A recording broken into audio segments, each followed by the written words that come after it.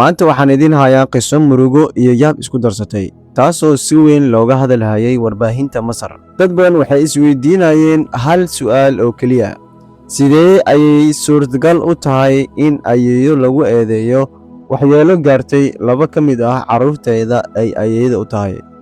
Markii hore qof kasta wuxuu u malaynayay in tani ay tahay shil caadi ah, laakiin markii baaritaanadu sii socdeen waxaa soo baxay su'aalo badan oo jawaabahooda la raadinayay. qisadani waxay ka dhacday magaalada Arsaf ee gobolka Qiz sanadkii 2026. wax walba waxay bilaabmeen markii gabar yar ay qiyaastii 1 sano jir ahayd la geeyey isbitaal iyadoo xaaladeedu aad u liidato. qoysku waxay rumaysnaayeen in mas qaniinay, laakiin dhakhaatiirta waxay ogaadeen in xaaladda ilmaha ay ahayd mid aad uga duwan wax laga filan karo qaniinyo mas. intaas kadib dhacdo kale ayaa qoyska ku dhacday, taas oo kiiska gebi ahaanba beddeshay. haddaba muuqaalkan hadduu kusoo gaar noola gara saxaabta la sii wadaag, haddana waxaa cusubtaana sabskraibna soo dheh. noo bilaabo sheekadeenna maanta. haweeneyda kiiskan lagu magacaabay waxaa la odhan jiray Wafaa. waxay guursatay iyadoo da'yar ah, sidaa darteed waxay ayeey noqotay iyadoo weli 44 jir ah, yacni aan saa'id u weynayn weli. kadib furiinkeeda waxay la nooleed wiilkeeda Mustafa iyo gabadheeda Manar.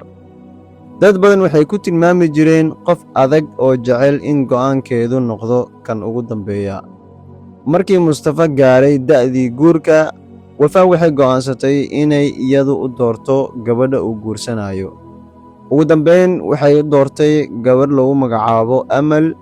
Mustafa iyo Amal markii ay is arkeen si degdeg ah ayay isku fahmeen, waxaana muddo gaaban kadib dhacay guurkoodii. bilowgii wax walba waxay u muuqdeen kuwo wanaagsan. Amalna waxay dareentay in sodohdeed si wanaagsan ula dhaqmayso, laakiin farxaddaasi ma sii waarin.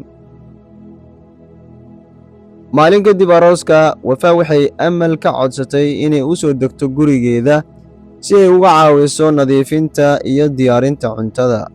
Amal way aqbashay iyadoo u aragtay inay tahay ixtiraam ay siinayso sodohdeeda.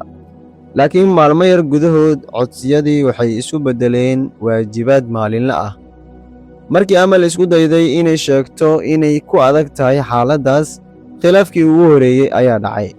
Mustafa wuxuu isku dayey inuu dejiyo xaaladda, balse mar kasta oo muran dhaco, Amal waxay dareemi jirtay in guriga uu ka maqan yahay deganaansho.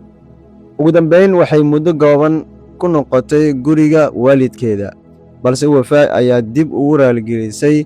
Amalna waxay go'aansatay inay nolosheeda sii wadato.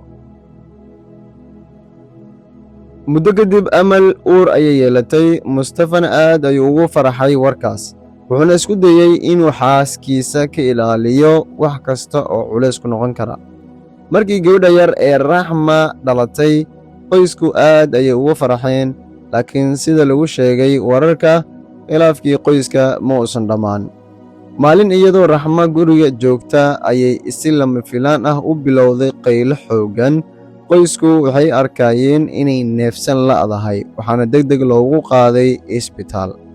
Wafaa waxay sheegtay in maalmo ka hor guriga ku aragtay mas, waxayna u malaysay in ilmuhu uu qaniinay maskii.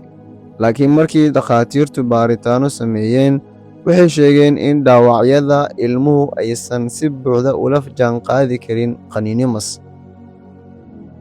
Raxmo waxaa loo wareejiyey isbitaal weyn si xaaladdeeda loo sii baaro. muddo kadib, iyadoo Raxmo la tacaalayso xaaladdeeda caafimaad, Amal waxay dhashay wiil yar oo loo bixiyey Raxiim. qoyska oo dhan wuxuu rajaynayay in ilmuhu noqdo bilow cusub oo farxad leh. laakiin isagoo 38 maalmood jira, Raxiim ayaa si lama filaan ah u xanuunsaday isagoo la joogay ayeeyadiisa. mar kale waxaa la sheegay in mas qaniinay. ilmihii waxaa si degdeg ah loogu qaaday isbitaal, hase yeeshee nasiib daro wuu geeriyooday. dhakhaatiirta iyagoo xasuustay dhacdadii Raxma waxay dareemeen in labada kiis ay aad iskugu egyihiin. sidaa darteed waxay ka codsadeen baaritaan rasmi ah si loo ogaado sababta dhabta ah ee waxa dhacay. go'aankaas ayaa noqday bilowgii baaritaanka ballaaran oo wax badan ka beddelay jihadii kiiska. kadib geeridii Raxiim, dhakhaatiirta waxay dareemeen in labada dhacdo aysan ahayn wax iska dhacay, balse laga dambeeyey. waxay booliiska ku wargeliyeen in ay jirto sabab lagu sameeyo baaritaan rasmi ah. saraakiishii baaritaanka ayaa guriga yimid, waxayna bilaabeen inay wareystaan dhammaan dadkii guriga joogay maalintii uu ilmuhu xanuunsaday. qof kasta wuxuu sheegay sheekadiisa. Wafaa waxay ku adkaysatay in mas uu guriga soo galay, ayna taasi sabab u ahayd wixii carruurta ku dhacay. laakiin baarayaashu waxay isweydiiyeen su'aal muhiim ah: haddii uu mas jiray, haddii guriga mas soo galay, maxaa carruurta oo keliya u qaniinay maska, iyadoo dadka waaweyna ay joogaan guriga aysan waxba gaarsiin? su'aashaas ayaa noqotay furihii baaritaanka oo dhan. markii baaritaanka caafimaadka la dhammeeyey, warbixintu waxay tilmaamtay in dhimashada iyo dhaawacyada carruurta aysan la jaan qaadi karin qaniinyo mas oo keliya. warbixinta ayaa sababtay in baarayaashu sii ballaariyaan baaritaanka, maadaama ay u baahnaayeen inay ogaadaan wax dhab ahaantii dhacay. boolisku waxay mar kale wareysteen xubnaha qoyska, iyagoo isku dayaya inay isbarbar dhigaan hadallada qof walba. mar kasta oo su'aalo cusub la weydiiyo, waxaa soo baxayay faahfaahin kale oo u baahan in la xaqiijiyo. kiisku wuxuu bilaabay inuu yeesho jiho gebi ahaanba ka duwan tii hore. haddaba daawada muuqaalka haddaan weli noo laaggareenin, waxaa ka codsanan inayna laaggarayso, asxaabta kalena sii wadaag. intuu baaritaanku socday, waxaa la wareystay dad kale oo qoyska ka tirsan. sida lagu sheegay wararka laga baahiyey kiiska, qaar ka mid ah markhaatiyaasha ayaa bixiyey xog ay baarayaashu muhiim u arkeen. macluumaadkaas ayaa horseeday in la xiro Wafaa iyo gabadheeda Manar si baaritaanka loo sii wado. dhinaca kale, qoyska Mustafa iyo Amal waxay ku jireen murugo aad u weyn, iyagoo weli la tacaalayay xaaladii ku dhacday labadoodii carruur. kiisku wuxuu galay marxalad cusub, waxaana la sugayay waxa ay maxkamaddu iyo baaritaanadu ka soo saari doonaan. intii uu kiiska socday, waxaa soo baxay war kale oo murugo leh. Raxma, oo muddo dheer ku jirtay daryeel caafimaad, ayaa iyaduna geeriyootay. Mustafa iyo Amal waxay waayeen labadoodii carruur muddo gaaban gudaheed. murugadaas waxay taabatay dad badan oo la socda kiiska.